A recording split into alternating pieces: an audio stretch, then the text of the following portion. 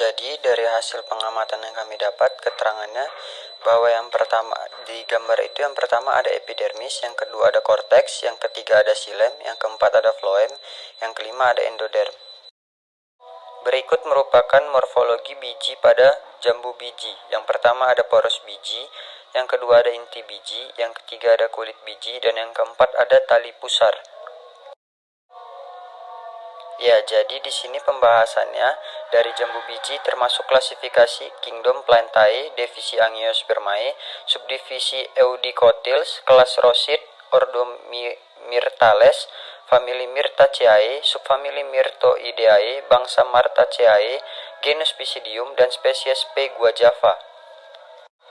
Struktur anatomi buah jambu biji, yang pertama ada epidermis, korteks, xilem, floem, dan endoderm.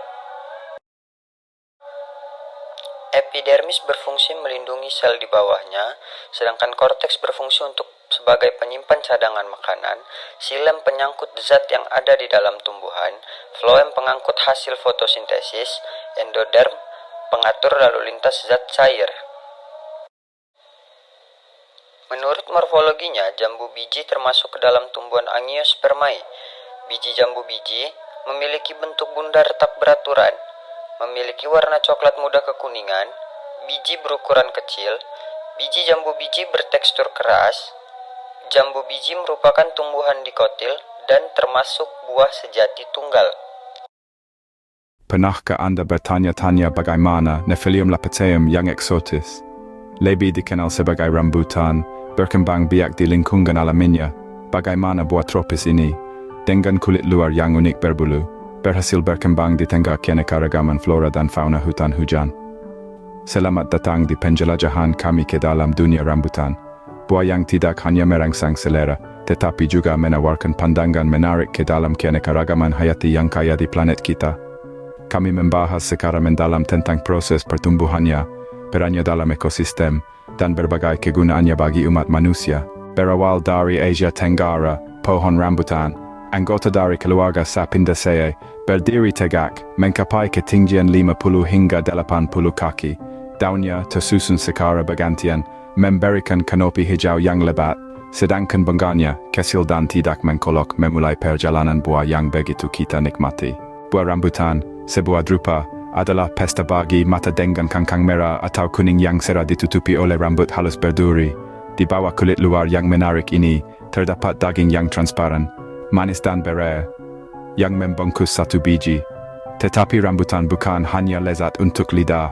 Buah ini adalah gudang nutrisi, dipenuhi dengan vitamin C, zat besi, dan serat.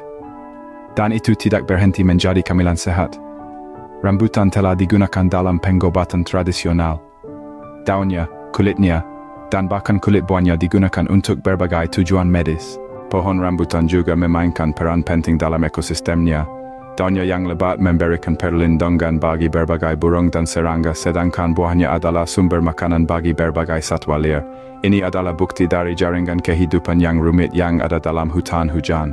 Saat kita mengakhiri perjalanan kita ke dalam dunia rambutan, kita diingatkan tentang hubungan kompleks yang ada di alam, dan bagaimana satu pohon, Nephelium lapateum, berkontribusi terhadap keseimbangan halus ini. Penjelajahan ini tidak hanya menyoroti pentingnya rambutan dalam ekosistem dan kehidupan manusia, tetapi juga ketahanan dan adaptabilitasnya. Pada dasarnya rambutan dengan kulit luar berbulu dan interior manis, berfungsi sebagai simbol dari keanekaragaman hayati yang kaya di planet kita, mengingatkan kita tentang sifat alam yang rumit dan saling terhubung. Jadi saat berikutnya Anda menikmati rambutan, ingatlah, Anda sedang menikmati buah yang merupakan bagian dari gambaran yang lebih besar dan menarik.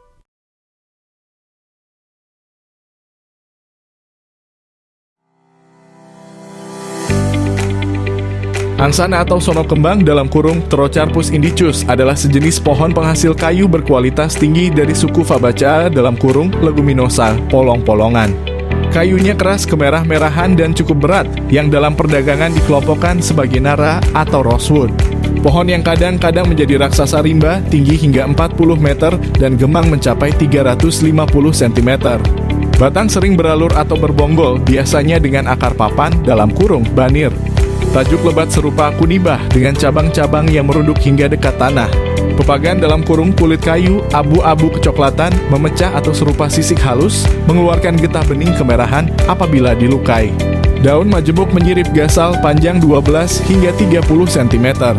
Anak daun 5 hingga 13 berseling pada poros daun bundar telur hingga agak jorong 6 hingga 10 kali 4 hingga 5 cm dengan pangkal bundar dan ujung meruncing hijau terang, gundul, dan tipis.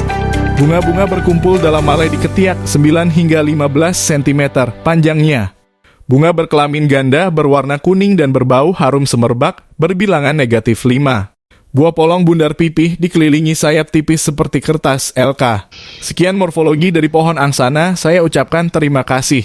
Morphology, Damar. Damar agathis damaralam, Riche, adalah sejenis pohon anggota tumbuhan runjung Gymnospermae yang merupakan tumbuhan asli Indonesia. Damar agathis damara adalah pohon yang memiliki ciri khusus yaitu berukuran besar dan tingginya bisa mencapai 65 meter.